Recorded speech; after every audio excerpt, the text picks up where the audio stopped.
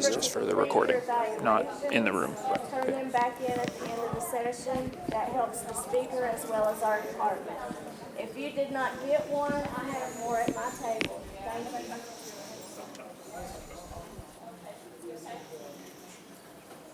Thank you all for coming. I have the honor of introducing Dr. Gregory Moore, who's coming to us from Ottawa, Ontario, at the University of Ottawa. He's just recently been promoted to Associate Professor there of Neonatology.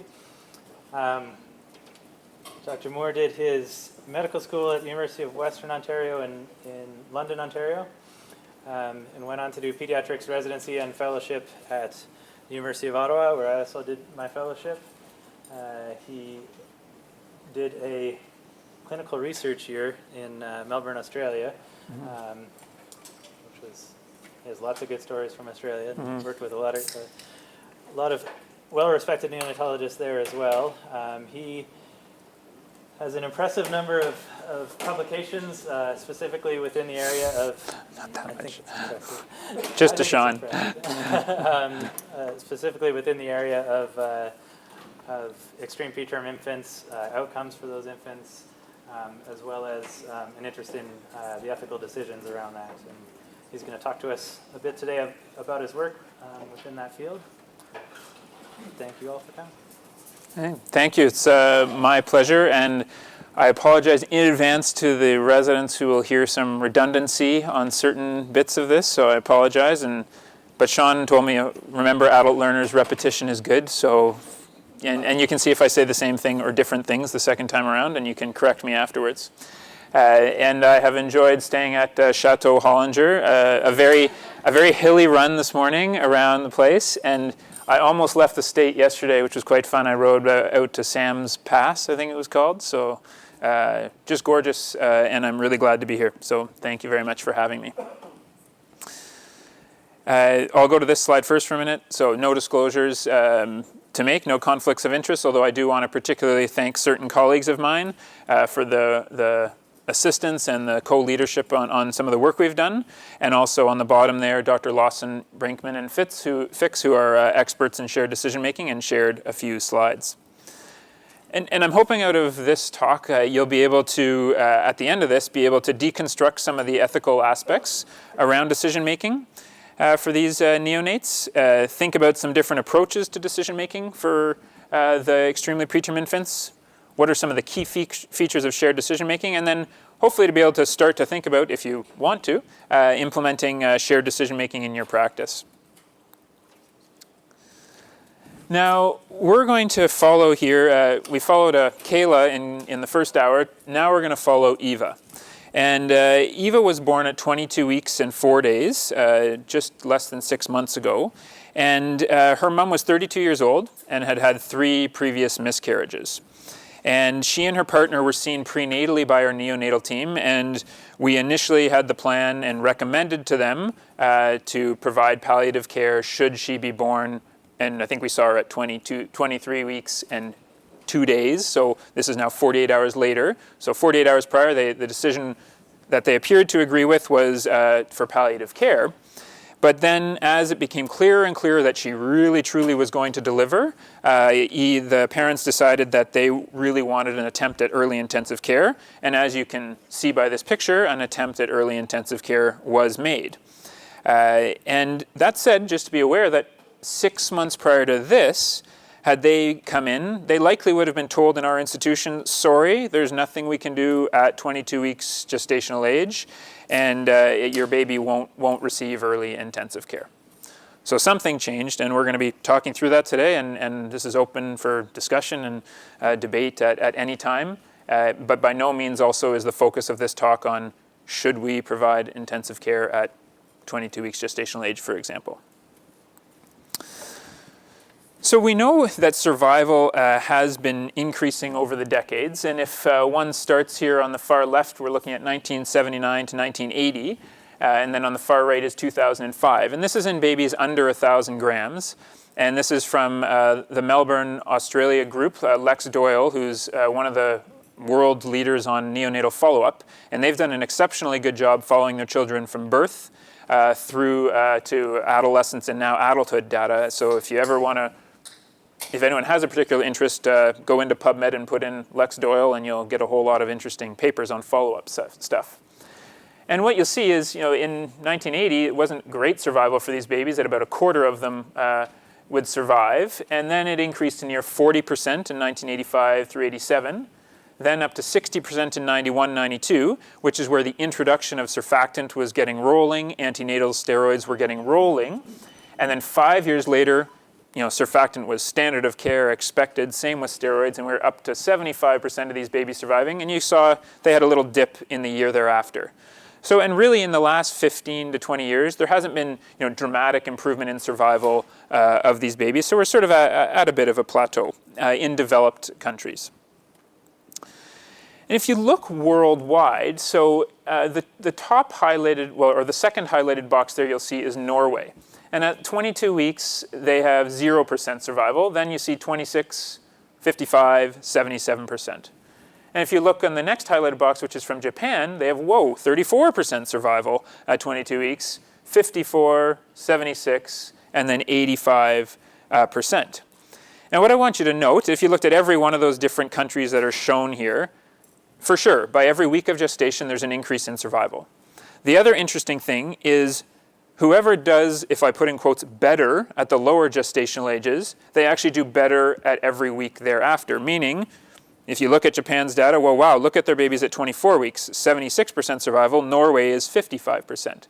So there's something either in what you do at the lower gestations that maybe makes you better at the higher gestations, or of course, is it still just an overall approach, and perhaps they just attempt many more resuscitations at these different weeks of gestation. We don't know exactly why. Now we know though that the importance doesn't just end at survival. We want to think about, for these extremely preterm infants, what about their long-term neurodevelopment? And this is the classic graph showing, or table, showing the different categories of what we think of as the 4 main areas for neurodevelopmental disabilities. So cognitive, which makes up the vast majority of over 70% of disabilities should an extremely preterm infant have one. And then motor with cerebral palsy, and then hearing and visual, which are less than 5% each. So much less common there. Important things to know about this data is that we've labeled it moderate and severe. So you always want to keep that in mind. I mean, who's to say someone who is completely deaf is labeled as a severe neurodevelopmental disability? There are communities, as I'm sure you've heard of, that are all people who are deaf, and they, in fact, some have said, like, I want to make sure my child is deaf because I want them to be a part of our community. So we need to keep that in mind whenever we're looking at these. And the other thing to keep in mind with all of this data, which I'm about to show you from some of our work, is that a child could have one of these, or 4 of them, or a grab bag of moderate, or a grab bag of some of these what we call severe ones, and that isn't always represented in the data. So what we did, because we didn't think there was great data out there to help us to speak with parents and help them to be supported in their decision-making about what to do for their babies, we did a meta-analysis looking at the cohorts across the world for babies born at 22 weeks through to 25 weeks gestation. And we looked at their neurodevelopmental disabilities at age 4 to 8 years old. So into childhood, when it's supposed to be more fixed and you sort of know, okay, if at 4 to 8 years they have this degree of disability, they're likely to keep it. So if you look at 22 weeks, in the bottom left corner, the highlight there's only 12 babies in the 9 cohorts. So we have from a high quality cohort perspective, right now there's still not very much data to tell you about how a baby born in the 22-week range will do from a long-term perspective. And you'll see very wide 95% confidence intervals, meaning how accurate is our estimate? The estimate of 42% has a quite wide estimate around it. And at 23 weeks, you'll see that there's a bit more in the numbers, but still pretty wide confidence intervals around that 38% estimate for what their chances of having one or more of the moderate to severe neurodevelopmental disabilities. At 25 and 24 weeks, you'll see much better numbers in terms of the amount of babies pooled in there. And the estimates are a bit more robust with 29%, and the confidence intervals are not as wide at 24 weeks. And at 25 weeks, a 24% chance for the survivor at 4 to 8 years of age to have a moderate, one or more moderate to severe neurodevelopmental disabilities. What you do see here, though, is a wide I-squared score, which is the heterogeneity. And you can see that by the red dots where the point estimate is, that they're sort of all over the shop. And again, depending on where you're born, what country, there can be quite different neurodevelopmental disability rates. When we look at just severe, so this is removing the moderate, you'll note that it's really at 22 weeks where there remains a very wide prediction around the estimate of 29%. And then when you go to 23, 24, and 25 weeks, the estimates actually fluctuate right around 15% for the chance of one of these babies, if they survive to 48 years of age, to have one of these disabilities. So 12% at 23 weeks, 20% at 24 weeks, and 13% at 25 weeks.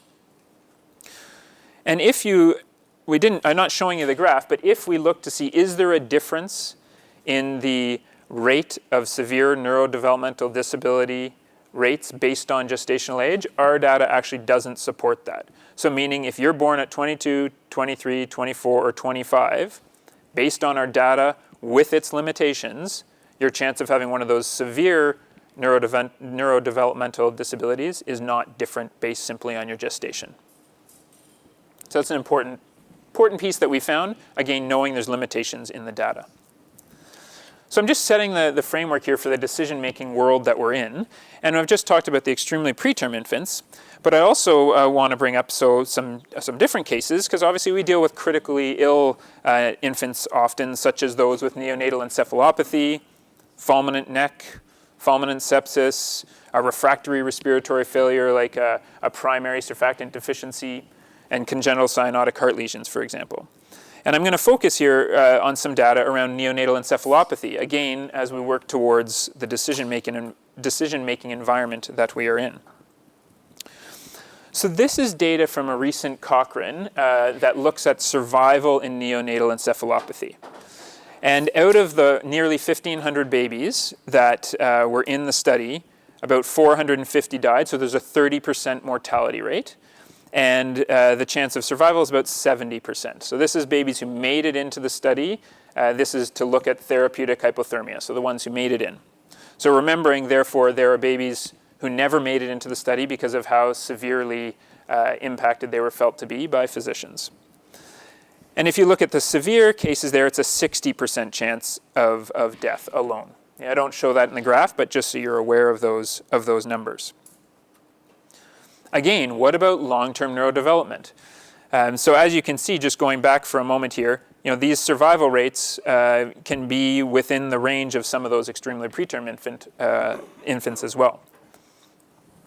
They had similar kind of moderate, what they call major neurodevelopmental disability is similar to what I had in the other slide as the moderate to severe neurodevelopmental disability of the extremely preterm infants. So this is what they looked at 2 years of age. So they didn't have it for school age, but that's what they're defining in these studies and in this Cochrane. So what are the rates?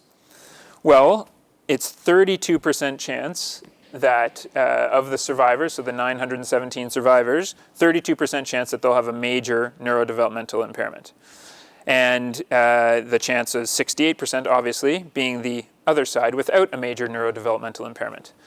And I'm intentionally showing you both, because I all know you know the math, but this is actually an important part of communicating with parents about this. If we always show one side, they've shown, obviously, that you can look at it negatively and speak of just the mortality and just the chance of having a neurodevelopmental disability, or you can show it the other way, and it can have an effect on the family. If we look at severe cases, it's a 43% chance of having a major neurodevelopmental disability.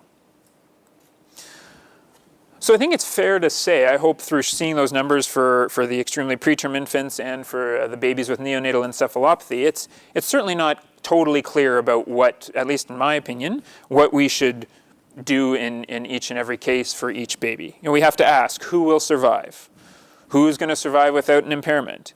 Who will survive with a disability? How will the parents handle the potential outcomes? How will the child handle the potential outcomes? How will society handle the potential outcomes? And then the question we're going to get towards and we're focusing on today is how do we support families to make care decisions for these infants while contemplating all of those other questions. And so I'm going to take you back to Eva for a moment. So remembering she was born at 22 weeks and 4 days. Her mom, by the way, had received antenatal steroids because there was some uncertainty about their decision making, so she had received them. And Eva stabilized on mechanical ventilation. She dealt with some low blood pressure, high glucoses, high sodiums, also some skin breakdown a bit on her legs, but she didn't have any intraventricular hemorrhage, and her parents were very, very hopeful. And the medical team was sort of cautiously optimistic, and every day was communicating with the family to, again, sort of reiterate, yeah, let's take this day by day. We don't know how she's going to do. We have never had a survivor in Ottawa who was born at 22 weeks gestational age. And then around day of life 7, she was suddenly up between 70 to 100% oxygen to keep her SATs around 88 to 90%. So she seemed to be going into pretty bad respiratory failure, and we thought this was probably coming to the end, and not unexpected, she's going to pass away, was sort of the thought. So what about, we've talked a bit, now I want to move into, we've talked about survival, but around some of these ethical issues around these numbers or the limitations of the data. So one big point here, again, to remember is the influence of societal values. And I just spoke with the residents about this, but you'll see here, this is in Japan. So at 22 weeks gestational age, they have 100 babies who were born alive in the year in 2005. They had a 66% death rate, so a 34% survival rate. So I've just told you in Ottawa we have 0%. There are lots of other centers that have 0%, despite perhaps some attempts at early intensive care. Of course, there also may be places who can say we have 0% survival, but they have 0 attempts. And one would argue you shouldn't really say you have 0% survival, you should just say we have 0% attempts. And what I haven't put here, and I could have put a more up-to-date slide, would be, I'm not sure, again, those of you who have read the New England Journal article by Raisavi showing in the States, based, I think it was 31 sites, a huge variation from 0% up to 100% for do they provide resuscitation at 22 weeks, including 2 hospitals in New York where something like, I don't know, 20 miles apart or something like that, and one of them they try resuscitation 100% of the time at 22 weeks, and the other place at 0%. So I guess depending on what ambulance took you to which hospital, that family will have a different story told to them about what can happen at 22 weeks, and even some same at 23 weeks. So I didn't show you that, but there's clearly huge variation on how things are managed. There's also the basic perinatal factors that can influence survival in the neonate. And this is showing that within 1 week of gestation at 24 weeks, there's quite a large variability still. So it's clearly not fair to just say, you're at 24 weeks, your chances are this, and we should do this kind of care. And I further show that on the bottom. This is through this Tyson estimator that you can go on the web page for the NICHD estimator and plug in some numbers, and you get a better estimate of their chance of survival or not. And what you can see on the bottom is that the first 2 lines there, 23 weeks versus 25 weeks, change the story a little bit with weight and gender and such. Those numbers look awfully similar. Survival 40 versus 49, chance of surviving without a profound impairment 27 versus 30%. I certainly, if I was a 10-year-old versus a 20-year-old, I certainly wouldn't want my care to be based on my age if my numbers were that similar between 10 and 20 years old, if I'm making sense. So to me, just looking at gestation wouldn't be a great way to decide upon a care plan for these babies. And then you can see the bottom line comparing 2 babies at 25 weeks. I've plugged in all the positive prognostic factors for the very bottom line, and look at that. You go from 49% survival to 89%, and 30% without a profound impairment versus 80% without a profound impairment. So clearly, we need to contemplate more than just gestation, and just be aware of the data that you're looking at. Again, I keep saying that point, but on this y-axis, they have what we've called conflated the data. They've combined you have to survive, and you have to survive without a profound impairment at 18 months, which is versus our data on the survival rates on the neurodevelopmental disability rates was only based on survivors. So the survival rate has been left aside now, and it's sort of seen separately. So you just have to be aware of that when you're telling parents the data. There's another interesting one from the group in Chicago, from Bill Meadow and his colleagues, that looked at some other sort of postnatal predictions. And if a baby had none of these three things, which is an adverse brain ultrasound, meaning a grade 3 or grade 4 intraventricular hemorrhage or PVL, or they didn't have a bedside nurse or bedside physician who, when asked every day of the admission, do you think this baby is going to survive to discharge? So if the answer to that was yes, then they would be considered to have number 2 here. And then the third one, were they ventilated for more than 14 days. So they found in this group that if they had in these 90 babies, if none of them if they didn't have any of those three, there was a 16% chance of death or neurodevelopmental disability.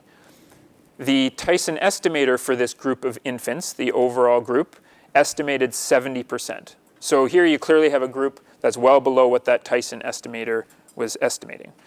If you then now you're moving into all the babies that were ventilated for more than 14 days. If they didn't have number 1 or number 2, then there was a 31% chance. If they had 1 or 2, then they're up to a 92% chance of death or neurodevelopmental disability. And then if they had 1 and 2, meaning a bad brain ultrasound, and if you ask someone during the NICU stay, do you think this baby is going to die before they leave? And the answer was yes, then it was 100%. Now, who knows if that's self-fulfilling prophecy, meaning if you're saying that you think they're going to die and they have a bad head ultrasound, maybe that was what was going to happen. One of my favorite, in terms of interesting studies to make me really, really think about what's going on, is this one by Annie Janvier from Montreal. And she looked at 8 different case scenarios. The 4 that I've highlighted all had identical outcome probabilities. So meaning survival probability, the chance of being normal if they survive, and the chance of a new major disability. So it was a 24-week preterm infant, so just sort of a standard case. A term baby with a brain malformation, a 2-month-old with meningitis, or a 50-year-old who got in an MVA and had a traumatic brain injury. And the last one, which I haven't highlighted, but sort of the worst case, was an 80-year-old with dementia who got a stroke. And so those are sort of the 5 that I've highlighted. And what they were looking at here is best interests. And so they asked about 500 college or university students who were in medicine, law, anthropology, and some other areas of study, not all medical. They asked them 2 questions. Number 1 is, do you think it's in the best interest of this patient to provide intensive care? So meaning if they don't get provided intensive care, they're going to die. So do you think it's in their best interest to give it? And then the second question was, okay, you do think it's in their best interest, but the family asks you not to give early intensive care. Would you withhold the life-sustaining therapy and again have that patient die? So here were the results. So again, I've highlighted on the bottom those 4 cases that had identical outcomes in terms of survival or having a major neurodevelopmental disability. And the gray question was the one about, do you think it's in the best interest of the baby or the child or adult to have resuscitation? And as you'll see, on the far left is the preterm infant. It was the lowest, notably and statistically significant, lowest of believing it was in the best interest compared to all the other cases except for the 80-year-old with dementia and a new stroke. So interesting, I'm not sure why, and there's theories abound. And then on the black is the one about, do you think it's all right to withhold life-sustaining therapy? And the answer there was the only one that came close to the preterm infant, who was over 60%, where people said it's okay to withhold life-sustaining therapy even if you think it's in the best interest, but because the caregiver asks you to withhold it. The only one that came close was the 80-year-old with who had the dementia and a stroke. So for something is looked at differently from a best interest perspective for these extremely preterm infants. And I'm going to be very quick here just for time's sake too, because I know we started a little behind, but just to say that if you ask the children who were born extremely prematurely at adolescence, there's lots of issues around that literature, but the basic message is that they don't rate their quality of life very differently from babies born at term. So at least in the eye of the beholder, there doesn't seem to be a large difference in terms of how they think of their quality of life. So that was the preterm, some of the preterm ethics thoughts or debates to make you think. And what about for the baby with neonatal encephalopathy? So, well, if the APGAR is 0, right? So on the far left is the 0 along the x-axis, and there were around 25 infants, that's this one right here, 25 infants who had an APGAR of 10 minutes. This is the 10-minute APGAR column. So 10 minutes, there was 25. And of course, again, there'd be some who had an APGAR of 10 minutes of 0 who never made it into the therapeutic hypothermia studies. This is, again, looking at the babies who were in that group. Well, if you look at them, so the 25, about half of them survived, so 13 survived, and half of them had a moderate to severe neurodevelopmental disability. So in other words, half didn't have it, and half survived. So we can't say that there's no chance of survival, and we can't say that there's no chance that they can survive without a long-term disability. So what do we do? Well, a lot of us would say we need an MRI, and over 60% of MRIs say that'll help me make, over 60% of neonatologists will say that will help me make my decision. I definitely would want an MRI to help me decide if I should withdraw life-sustaining therapy. And the broad overall point at the bottom there is that yes, with a severe outcome, a severe pattern on the MRI, 83 out of the 100 babies in this study did have what was considered a very adverse outcome, but there also were 17 who didn't. So again, the MRI certainly wasn't perfect at predicting. So what do we make of this? And Dominique Wilkinson is from Australia, and he does a lot of sort of, I guess, quite high-level ethics debates and discussion. And there's this idea about the window of opportunity that you may have heard of. So the idea would be, well, if you don't remove the life-sustaining therapy now on this baby, they might start to breathe, and then thereafter they will survive when maybe you don't want them to survive, or the family doesn't want them to survive because they're going to have a, in quotes, bad outcome.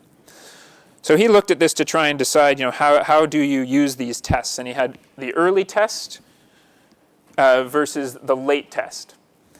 And the thing I want to mostly point out here is that there's the risk of a false negative with either of these tests, meaning that it can look good, no problem on the MRI, and then the baby could survive and have a poor outcome. And that can happen whether or not you do an early test or a late test.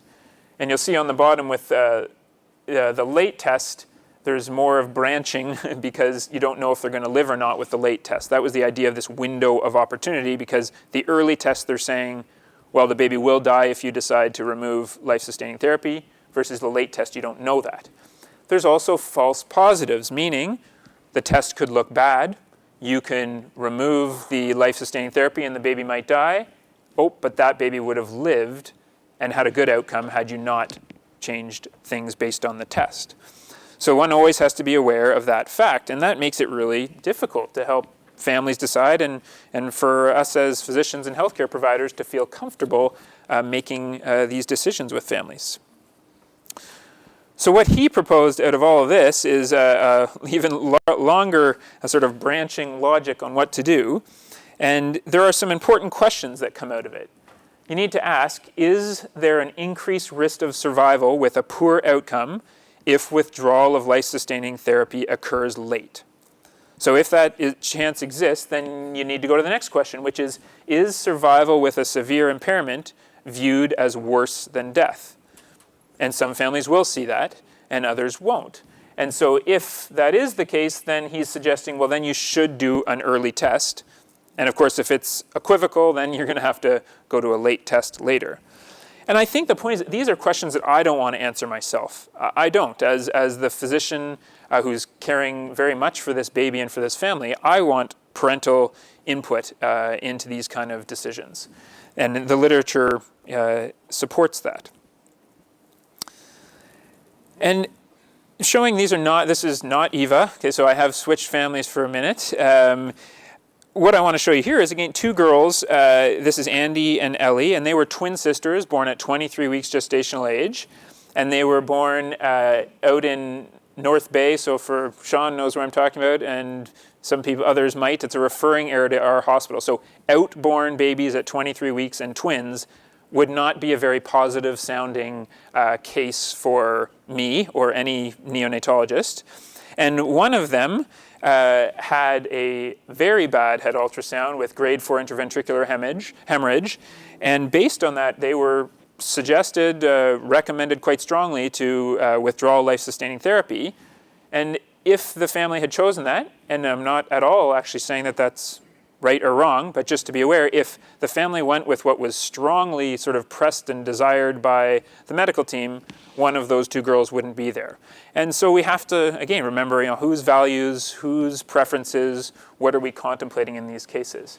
And we still don't know her long-term outcome of either of these children at 4 to 8 years age. And just so you know, it's the girl on the left, Ellie, who had the large intraventricular hemorrhage, and you'll note that her right hand looks a little bit closed and is seems to be postured slightly differently, and she does appear to have some hemiplegia, cerebral palsy. But she also looks pretty happy, and I can tell you these parents are certainly thrilled with their family at the moment. So very risky for me to talk about American history as a Canadian here, and I'm sure I don't know this as well as many of you in the room, but I had used some slides from a previous talk where I was in Canada so I could get away with this, and decided, I'll risk it anyways today. So if you go back, and this is again to get into our whole decision-making environment, and there were two cases, the Johns Hopkins case and in 1963 and then in 71. And these were two cases of children with Down syndrome. And the first one was a baby at 33 weeks with Down syndrome and duodenal atresia. And it was Roman Catholic parents who decided to forego surgical repair of the tracheoesophageal fistula, which was against the recommendation of the surgeon. But the surgeon allowed the decision in the end to forego the repair after checking with a court judge who said, I don't think you'll be in trouble, you'll be okay, I don't think any court would rule against you. So they didn't interfere, the baby died 6 days later. And then the second case, the one in 71, was actually the same thing, trisomy 21, duodenal atresia, and 36 weeks gestation. And again, parents refused surgery once trisomy 21 was noted, and this was against the surgeon's recommendation. And the surgeon did desire to perform the operation, but that's his quote, or part of his quote, which is, the problem is what happens to that baby after you go against the wishes of the parents.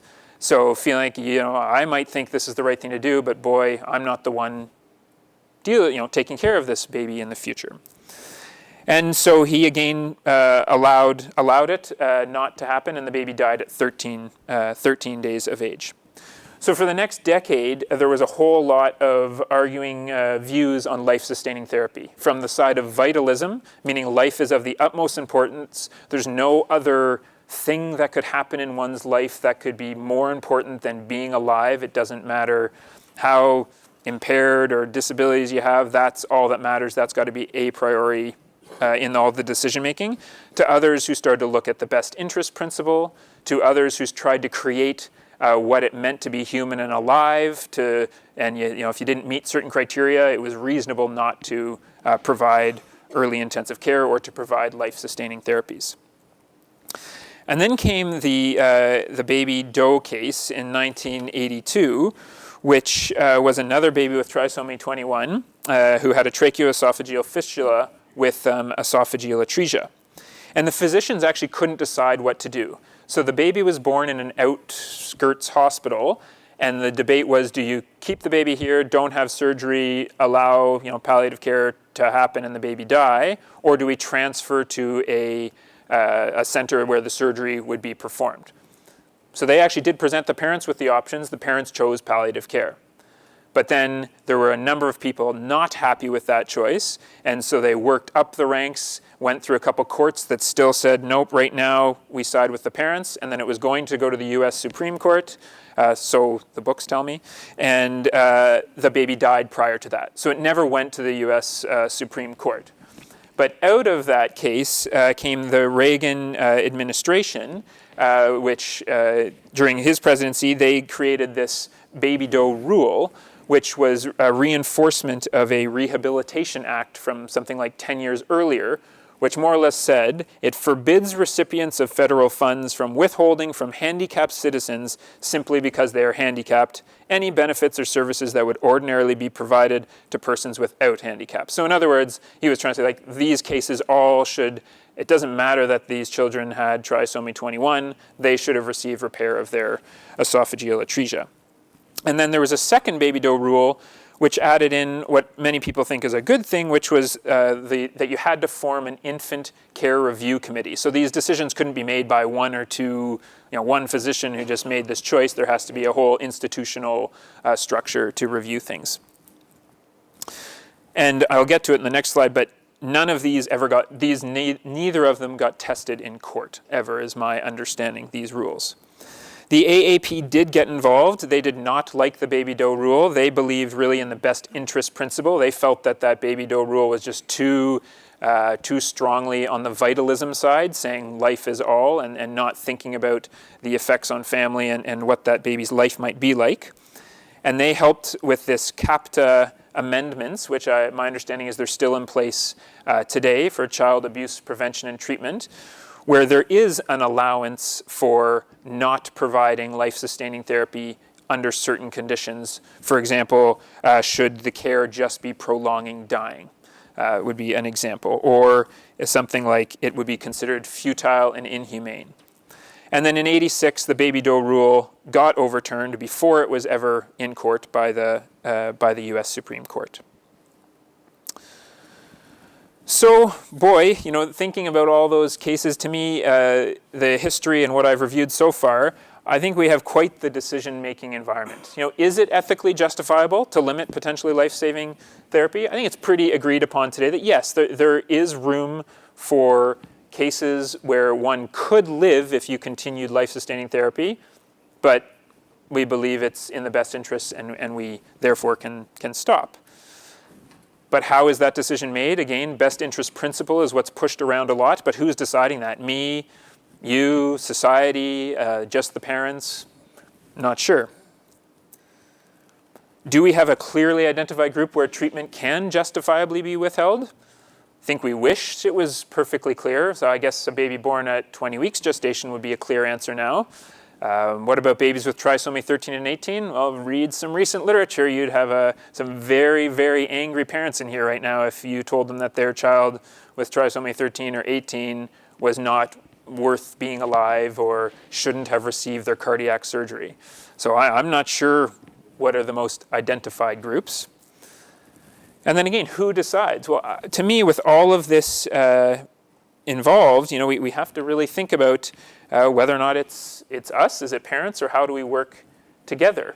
And I'm going to actually skip that slide and speak about moving into this idea of, I think it really is about involving the parents to help us make these decisions and to support them so that they make the best possible decision.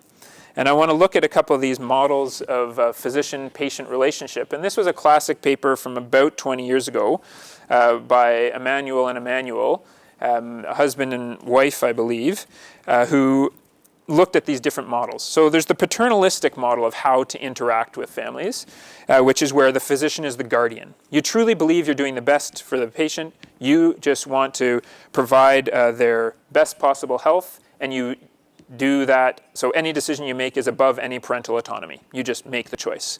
And as I'm sure you all know, it's pretty well not used today except for in emergencies situations. The other is the informative model, and so that's where you are the technical expert, and you provide a whole batch of information and allow the parents, to make their choices, and this, or the patient. And this lacks care is the problem with this. You're not really engaging, you're just providing information. Then there's the interpretive model that they talked about, which is where you're sort of a counselor or an advisor. And again, you would give information, and here you'd say, okay, and well, what do you value? What's important to you? And you start to get their input a bit on what they're thinking about or what they value at the forefront. The problem here is you're at a very high risk of putting your own values in there, depending on how you interact with the family, and trumping their own values. And then there's the deliberate model, where you're their teacher or their friend, and you actually really deeply explore the values with them and try to determine in each individual case more about what is the best thing to do for them and for their child. And the shared model, which I'll discuss more, involves components of all of these three. Now, beyond just how do the physician and how do the patient interact, there's also the component of actual just approaches to care overall. And these were discussed again in a big clinics of perinatology in '96, so again 20 years ago, but I think we still see all four of these approaches come up. So one is the wait and see or wait until uncertainty approach, and this is, hey, we're going to institute care on all of these babies because we're not totally sure yet what direction they're going to go, and we're going to wait until we're totally certain about long-term sequelae before we stop providing care or the baby dies. And we certainly, I think, see that today. Then there's the statistical approach, which would be, okay, based on the numbers and data that we know of, we will not and should not provide intensive care for babies born at 22 weeks, for example. That would be an example of a statistical approach. There's no individual opportunity here. This is decisions are made based on data and based on numbers.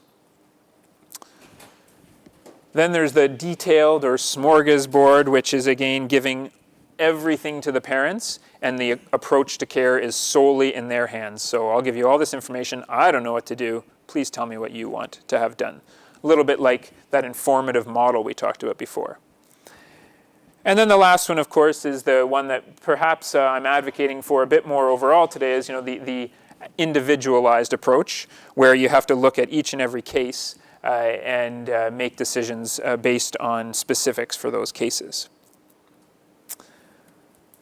Now, one way that might help parents and help us is to have guidelines. And about 20 years ago, around the extreme prematurity debate, there was a case where this Dr. Messenger actually called for this out of what happened with his child. And what happened is he had a baby born at 25 weeks gestational age. He thought he'd made an agreement with the physicians that palliative care was what they wanted and not to institute intensive care. Somehow in all of the communication, don't know exactly what happened, intubation occurred, baby received early intensive care. He was not happy about this, said, can I have a moment alone with my child, please? Spent a moment alone, extubated his child, and then alarms went or whatever, and in came the team. Whoa, your child's extubated and cyanotic, and he, I don't know what happened, but they didn't re-intubate, and they allowed thereafter, no intensive care, and the baby died some hours later. And he was taken to court, charged with manslaughter, but did not get convicted.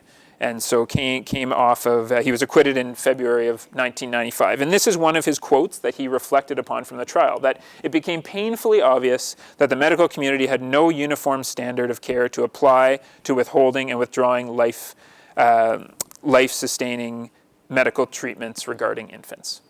So clearly, it would be nice to have some sort of guideline.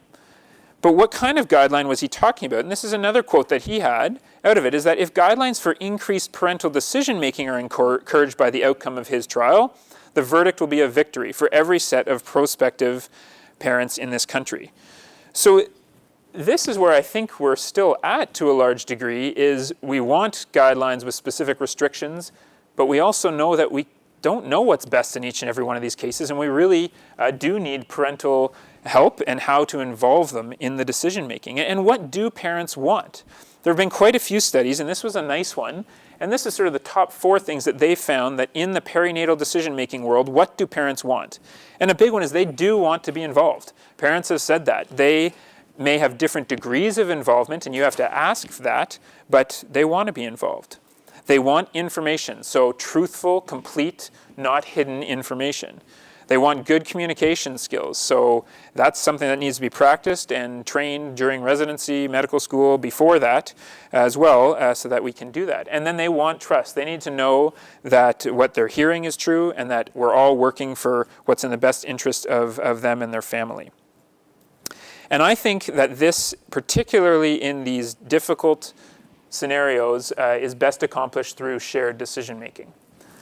And what I've got here is a photo now of Eva again, and actually multiple photos of Eva. And I apologize if I'm okay. I'll probably, because we started late, might go 5 minutes over if that's okay. I won't be offended if people have to go. So here's Eva. And if you recall, she was dying, right? She was on 70 to 90%, 70 to 100% oxygen, just saturating an acceptable level. And then one of our fellows from Germany who'd been on vacation came back, and he goes, "Oh, you're still ventilating with a 2.0 endotracheal tube." You know, we've had some of these cases at home in Germany. We had not had many in our unit. We always changed to a 2.5 endotracheal tube after 3 to 4 days of life because we found ventilation and oxygenation just became super difficult through the tiny endotracheal tube. Oh, okay, well then let's do that relatively simple procedure. I say that easily, but it's not always simple, as I'm sure many people confer, and so does NRP, but anyway. So we changed to a 2.5 endotracheal tube, and within 30 minutes, after having 3 to 4 days of fluctuating between 70 to 100% of oxygen, was on 30% oxygen. So now, once again, there was some sort of hope lifted up again. The faces of the medical staff changed, the parents also changed, and this shows sort of a collage of some of the photos over the next few days of her life where, you know, there was, again, some sort of higher hope. So what is shared decision making? Well, it's where you have more than two parties, usually greater than or equal to two parties, usually, of course, parents in our case and physicians, or their most responsible physician, in the decision-making process. And really importantly, you see each other as morally equivalent. They are as good as you are as good as them, there's no one's better than the other person, and you are in a process, not a quick, short, communicative talk, but you're actually in a process here to make decisions. And there has to be sharing of information and sharing of values. And the values part we'll talk about a little bit more in a minute, about how does that come into the physician side, but for sure you need to know what the parents value. And importantly in shared decision making, it involves having a mutual agreement on a final decision. If you don't both agree with it, then you haven't had what's called a truly shared decision-making process and reached something that is shared. Because if only one of you agrees, it's really tough to implement the action of what is desired. And just again, the outcome will confirm that. So for example, if these parents of Eva, they chose palliative care, we thought, 2 days prior to delivery. Nothing's really changed in the last 2 days, and then they switched to early intensive care. So clearly, if someone thought, and maybe it wasn't a shared decision, if someone thought that it was 2 days earlier that the parents were okay with it, something shifted pretty dramatically in just 48 hours to say, now we want early intensive care.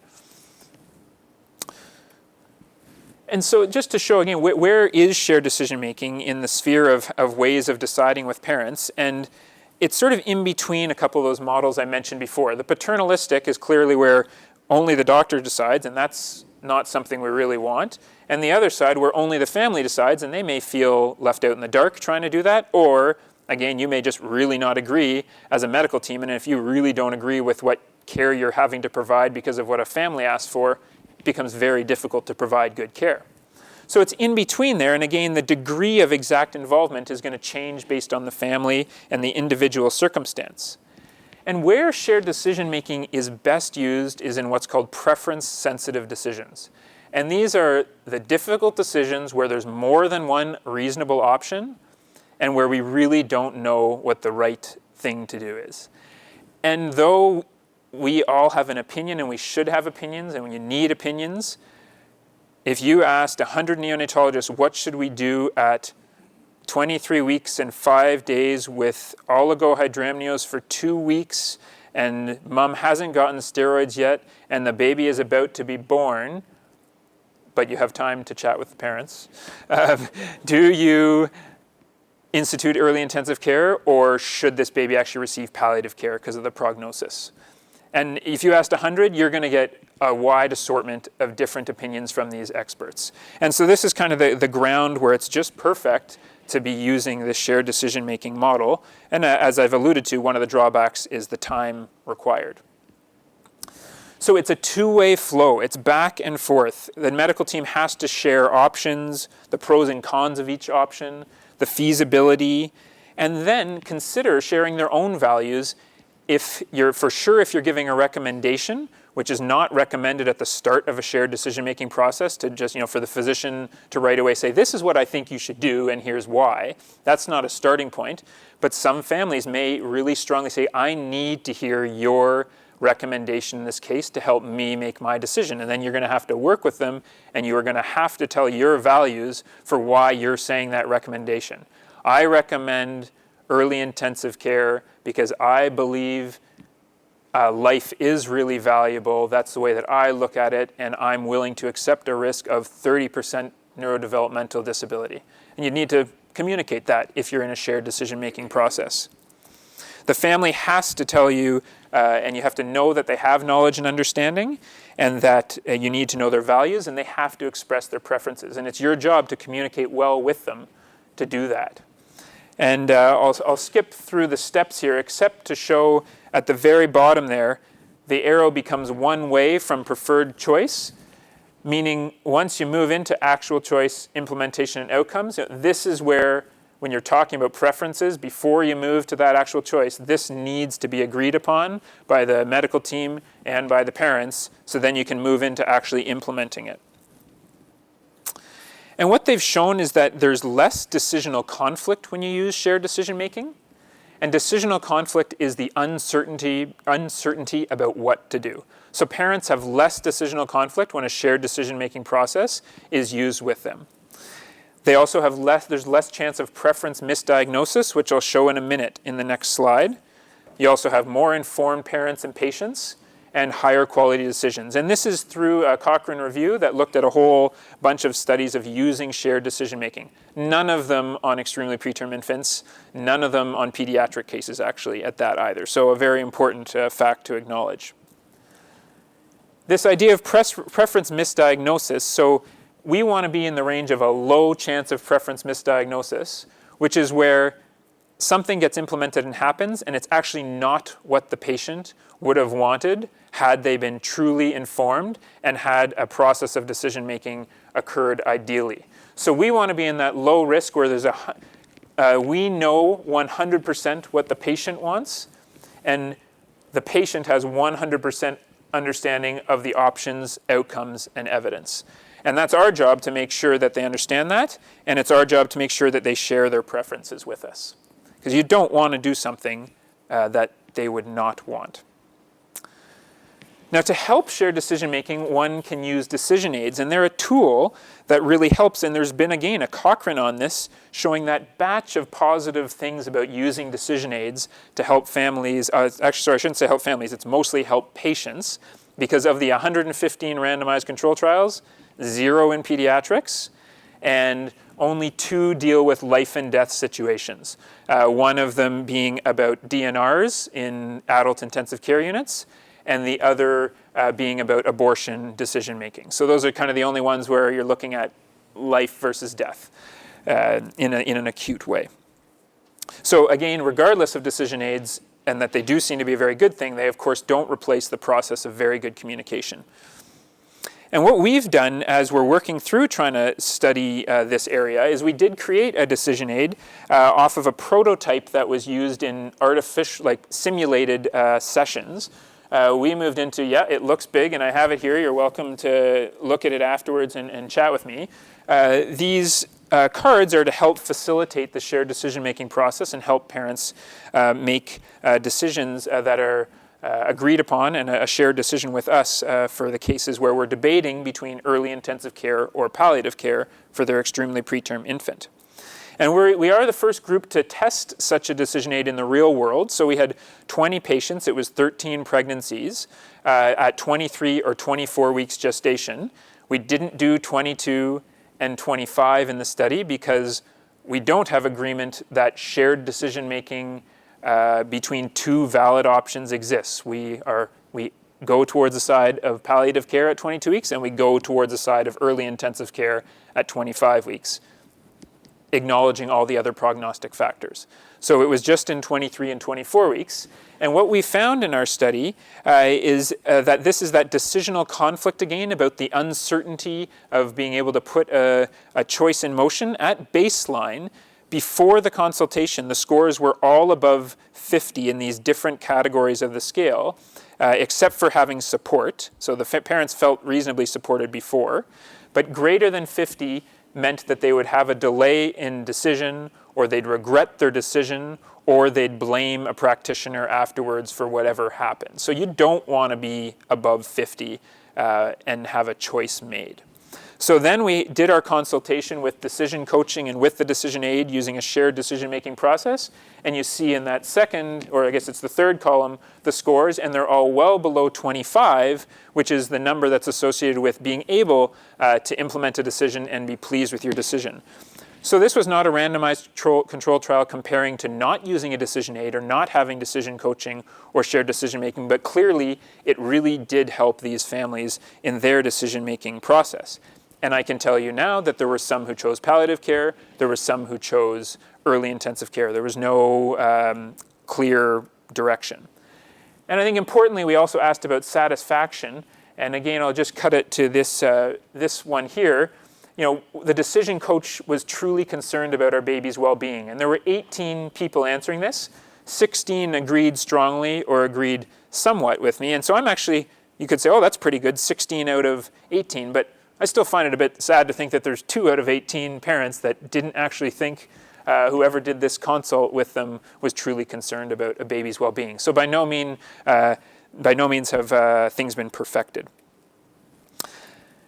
And to close off here is another photo of Eva. And so she actually died then at 17 days of age. She developed gram-negative sepsis and became overwhelmingly unwell. And after many discussions with the parents, a decision was made to withdraw life-sustaining therapy. So she did not die on a ventilator because, again, we did actually remove the endotracheal tube at a point for her to pass away in her parents' arms. And they were deeply saddened, but they also were very grateful that they'd had their daughter alive, and they believe they made the right decision.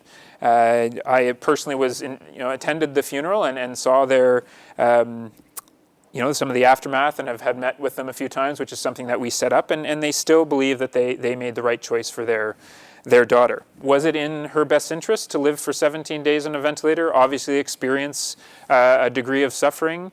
I don't know the answer. Should we in Ottawa do this again, given our survival rate, which remains 0% after we've now had 3 cases in the neonatal intensive care unit of babies born at 22 weeks gestation, and some others that didn't make it into the unit? And I don't know the answers. But I'm hoping that from today's talk, you've seen that we, not just meaning neonatologists, but in the pediatric world, have a tough job. I think that involving parents, and I hope I've shown that to a degree, is vital. And I think that for these preference-sensitive decisions, learning the skill of shared decision-making, which involves a lot of communication and truly involving the families, is ideal. And still, though, that needs more approach in these more study in these difficult ethical situations and life and death spots. So thank you very much. Apologize for the time. Thank you. And I'm happy for questions. I know time's done, but. If nobody has any questions, I have a comment. Great. As you are aware, I worked there for 29 years. Mm-hmm. And 23 years ago, Dr. Debbie Davis published a paper, which is 1993. Mm-hmm. And at that point, the recommendation was those babies, 500, 750 numbers, those who received vigorous resuscitation did not survive. Right. And it was then, at the time, a decision made in the delivery room how far you go. Yeah. And I see that, 25 years later, we're still tossing the same. Some of the same, yeah. Yeah. Well, I mentioned to the residents earlier, I think in our institution when I started my residency in 2002, it was the year that we removed this 800-gram rule. And there had been this kind of, if the babies were under 800 grams, that it was strongly recommended to not resuscitate. And so, yeah, so the debates are still there, the discussions are still there, but clearly the margins have changed for where that debate happens, because a lot of the nurses right now, as we're providing resuscitation on occasion now at 22 weeks, or quite frequently at 23 weeks, should parents desire it, the nurses keep saying, well, 15, 20 years ago, this is the debate we had at 26 and 27 weeks, and now it's down to 23 and 24. Yeah. I just have Yes, a comment because please. I lived through the baby door Yeah. times. Yes. And I can still remember, we used to give parents choices, but how important it is to listen to the parents, because when all that was happening, we had one baby at Texas Children's Hospital, who was, I think, 26, 27 weeks, had every complication you could think of. The parents begged to discontinue the support, but because there were consequences, Right. they could not. She came back 2 years later with the baby, blind, deaf, CP. Her husband had left her, and her $1 million insurance policy allowed out for the child. Right. So it is important Yeah. to really listen to the parents. Yeah, absolutely. Yes, please, Dr. DeVoe.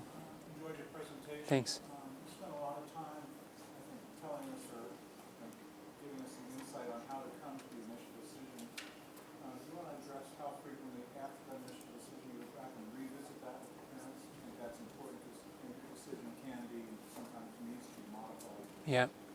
Yeah, so we had a little bit of that discussion here with the residents as well in the first talk. So I sort of see that in 3 zones.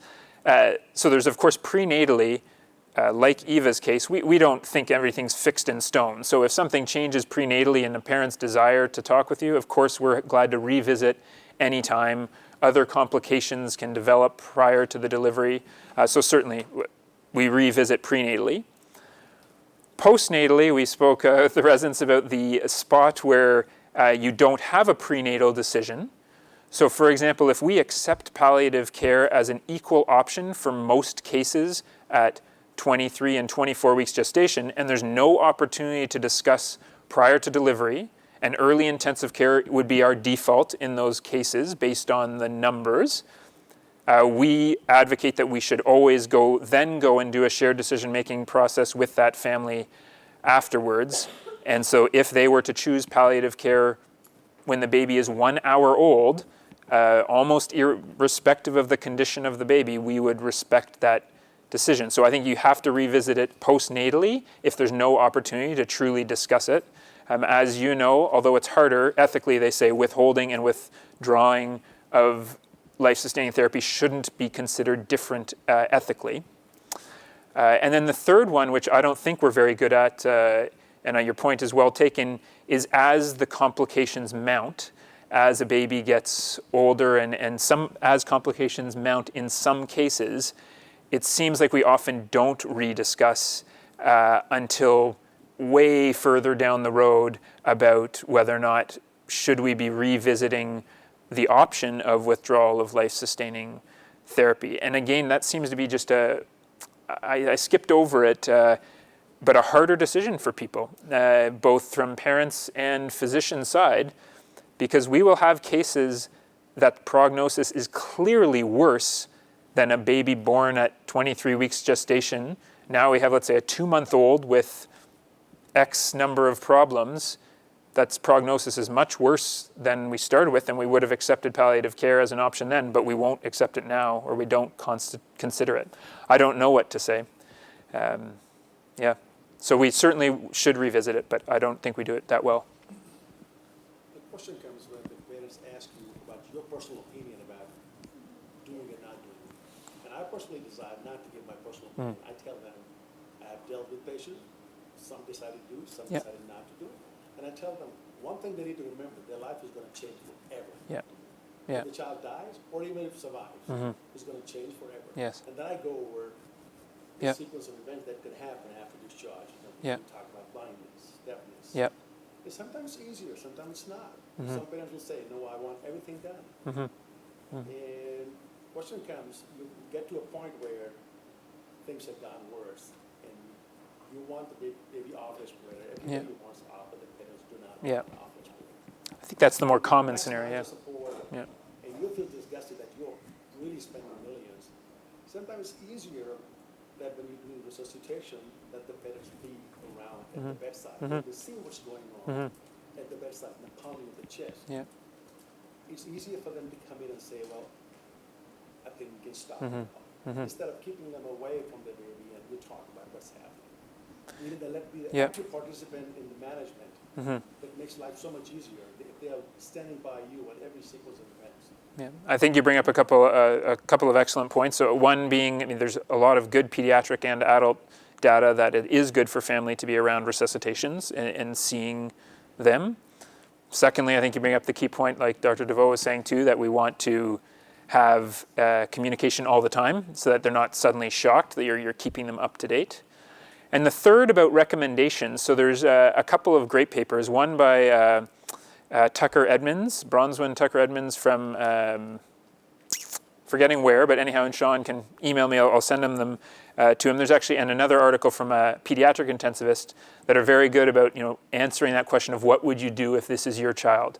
Two very interesting articles. There's not an agreed upon approach. You've mentioned you prefer not to give a recommendation, and that is what many people say.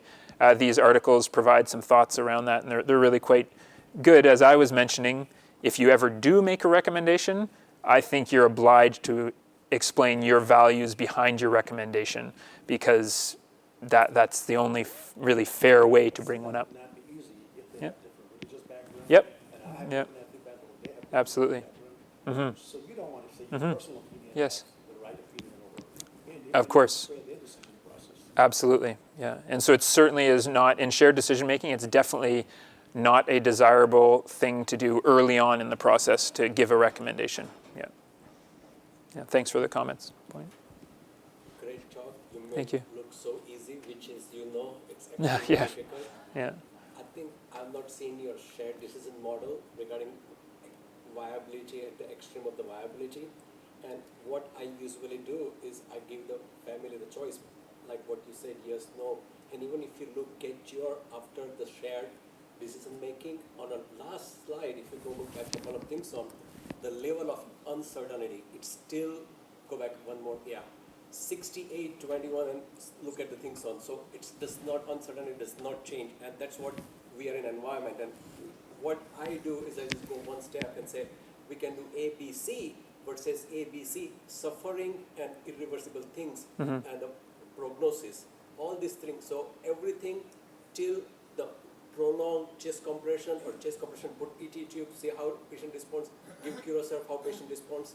But if you have to do chest compression in this situation, then we know that we get to the point that it's not going to do. And then sometimes it's better for them, because then you come to the compromise. Yes, you allowed them to do, and then allowed to do the things on, and then not to have the baby suffer. And when that thing comes to their mind, they feel, we have tried to do whatever we think could do to a certain point, and beyond that, I think it's not worth doing it. And I think that helps them, that they don't feel that they have withhold the decision or they didn't give the chance to their baby.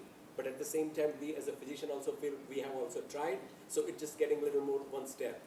Yeah, and I think again, you've brought up, that the families, we can also enforce a style on a family that may not work with them. So just for example, the other day I had a parent in a prenatal consultation at 22 weeks gestational age, and the dad in tears said, I feel really selfish asking this, but I'm actually wondering if we should make this birth happen. She was in mild preterm labor, because I'm scared if the pregnancy continues about whether or not we'll have to resuscitate at 25 or 26 weeks gestation. So bringing up that case just to show the example of, so some families may actually, they just don't want to even deal with the extra questions.